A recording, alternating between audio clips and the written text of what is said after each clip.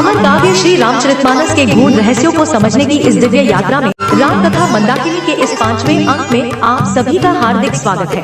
आज हम श्री रामचरितमानस के बालकांड के मंगल श्लोक उद्भव स्थिति सहार कारिणी क्लेश हारिणी सर्व श्रेयस करीम सीता न तो हम राम वल्लभाम के गहन और अनछुए अर्थों पर विचार करेंगे, जिन्हें सामान्य रूप से समझना कठिन है। लेकिन पहले जगदीश जी की सुमधुर वाणी में आज के सत्संग की संगीत में झलकियाँ।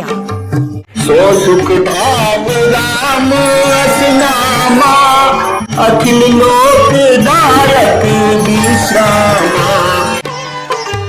गिरा आठ जल बीच सम, कलियत भिन्न न भिन्न।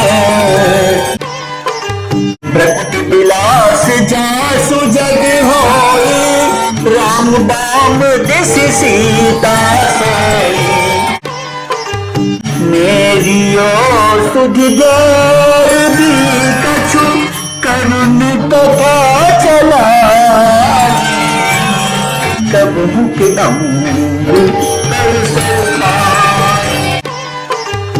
उमा रमा ब्रह्मादि वंदिता, जगदम्बा संतत मनिंदिता। साथ ही आज के सत्संग में चर्चा करेंगे उद्भव स्थिति और सहार करने वाली सीता जी का दिव्य स्वरूप, अनंत काल से प्रचलित सीता नाम का आध्यात्मिक रहस्य, राम वल्लभाम संबोधन का गूढ़ भाव, तुलसीदास जी और सीता जी का विशेष संबंध, राम जी से पहले सीता जी की वंदना के महत्व का गूढ़ अर्थ। तो आइए राम का पावन नाम लेकर प्रारंभ करते हैं। राम कथा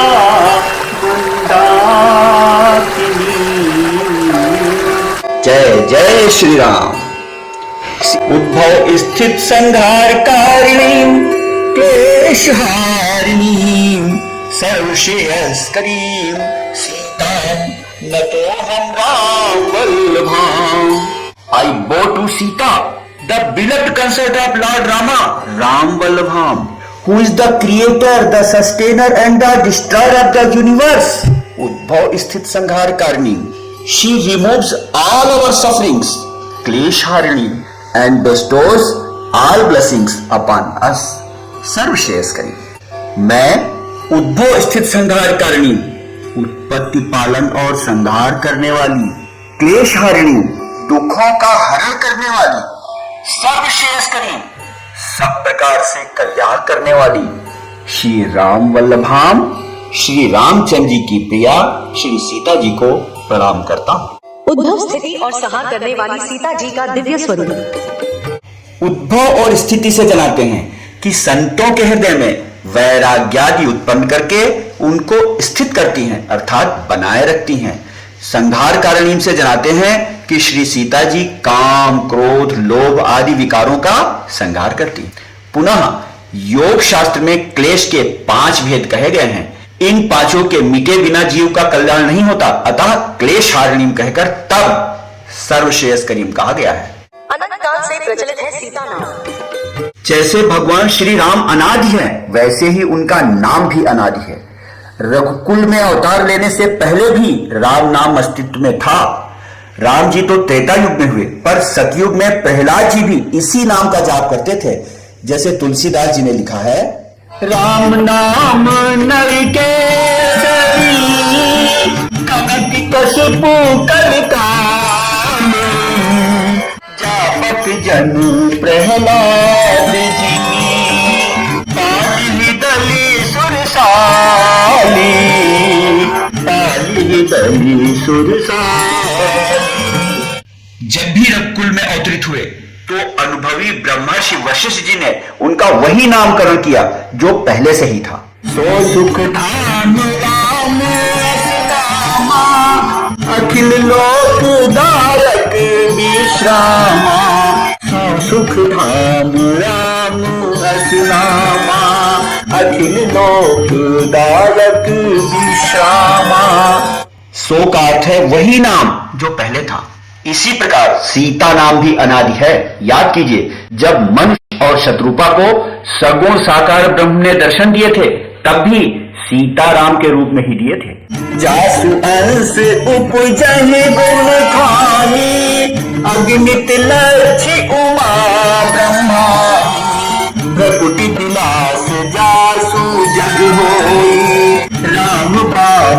दिस सीता सोई। वाल्मीकि रामायण में जनक जी ने विश्वामित्र जी से कहा था कि जब वह हल से खेत जोत रहे थे तब भूमि से सीता जी प्रकट हुई। अथ में कृष्ण क्षेत्रम क्षेत्रम शोभियता लब्धामान्य सीतेति विश्रुता।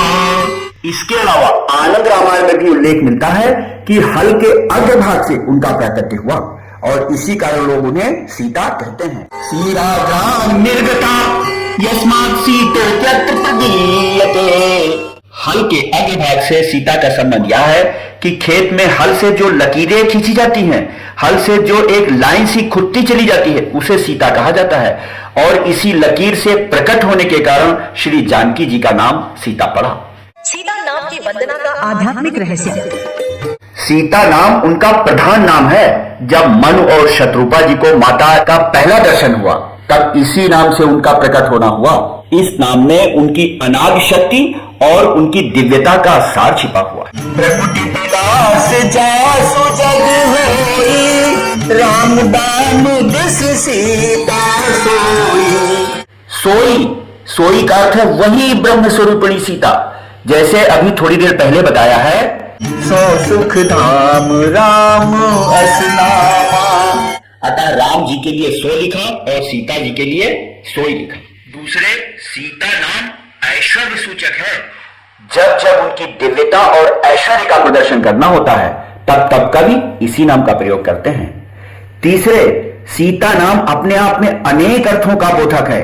अनेकार्थ कोश में उन्हें विभिन्न नामों से संबोधित किया गया है, जैसे लक्ष्मी सीता, उमा सीता, सीता मंदाकिनी मता, इंदौर तथा सीता, सीतोक्ता जानकी बुधे। इस श्लोक से भी झलकता है कि सीता उनका सर्वश्रेष्ठ और प्रधान नाम है, इसीलिए वंदना में इसी नाम का प्रयोग किया गया है। सीता जी के संबोधन राम वल्लभान का गूढ़ भाव। राम वल्लभान कहने का पहला कारण यह है कि जैसे राम स्वयं ब्रह्म स्वरूप हैं, वैसे ही माता सीता जी भी ब्रह्म स्वरूपिणी हैं। अतः राम वल्लभाम कहा। एक ब्रह्म स्वरूप और दूसरी ब्रह्म स्वरूपिणी, दोनों एक ही हैं, अलग अलग नहीं हैं। जैसे वाणी से उसके अर्थ को अलग अलग नहीं कर सकते, जैसे जल से उसकी लहर को पृथक पृथक नहीं कर सकते, उसी प्रकार राम और सीता दोनों अभिन्न हैं। कहने में अलग अलग हैं लेकिन अलग अलग नहीं है। गिरा अर्थ जल बीच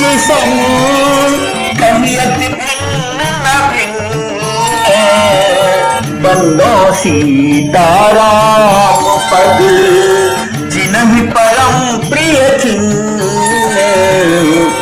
दूसरा कारण राम बलभाम इसलिए भी कहा क्योंकि सीता जी उमा, रमा और ब्रह्माणी जी द्वारा भी वंदिता हैं, अतएव राम प्रिया। उमा रमा ब्रह्मादि वंदिता जगदम्बा संतत मनिंदिता।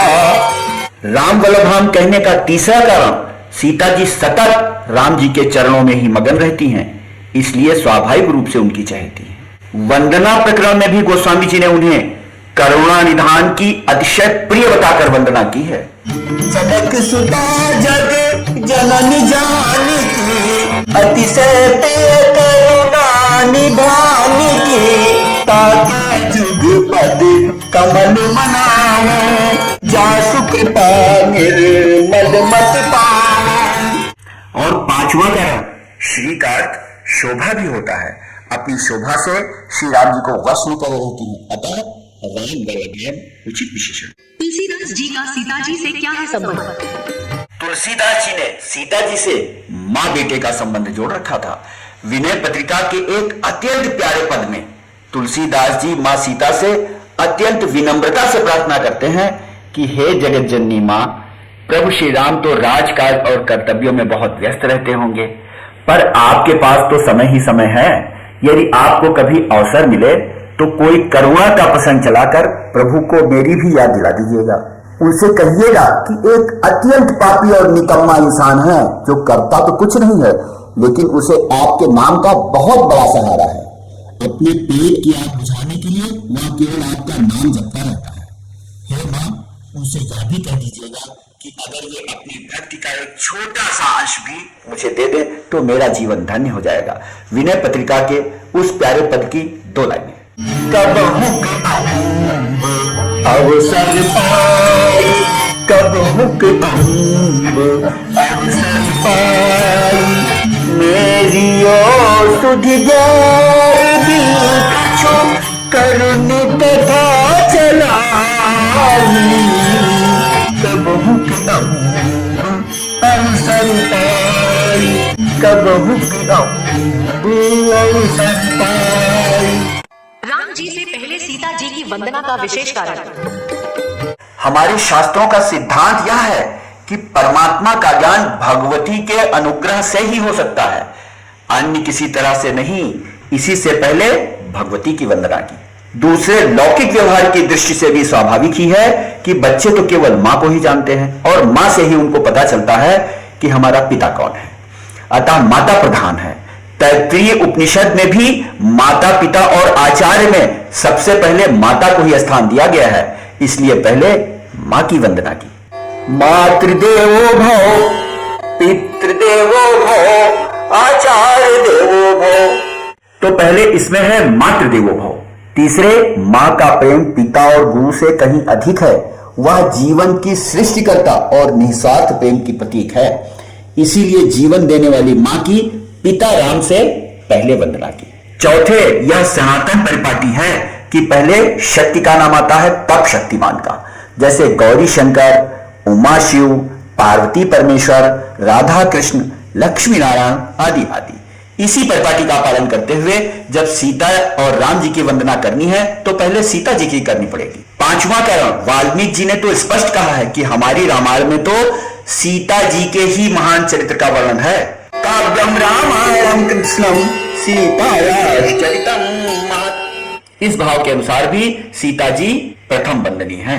छठवां कारण, मनुस्मृति में पिता से माता का गौरव 10 गुना अधिक कहा गया है, 10 गुना। पितुर्दश गुना माता गौरवेण अतिरिच्यते। अतएव माता की पहले वंदना यथोचित है। सातवां कारण, पहले मां सीता की वंदना करके निर्मल मति पाएंगे, तभी तो बाद में श्री राम जी की वंदना के योग्य होंगे।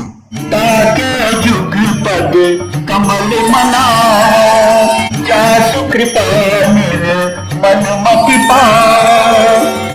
चैनल को सब्सक्राइब करना ना भूलें। जय श्री राम।